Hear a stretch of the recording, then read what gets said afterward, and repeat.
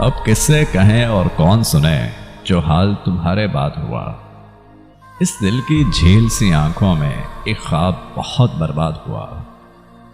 ये हिजरो हवा भी दुश्मन है इस नाम के सारे रंगों की, वो नाम जो मेरे होंठों पर खुशबू की तरह आबाद हुआ।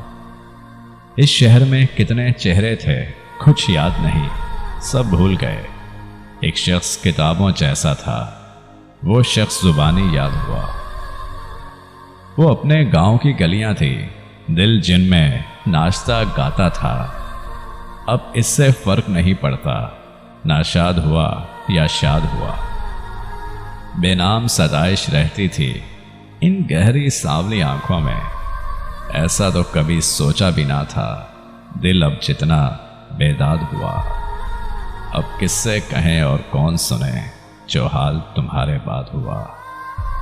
इस दिल की झील सी आंखों में एक ख्वाब बहुत बर्बाद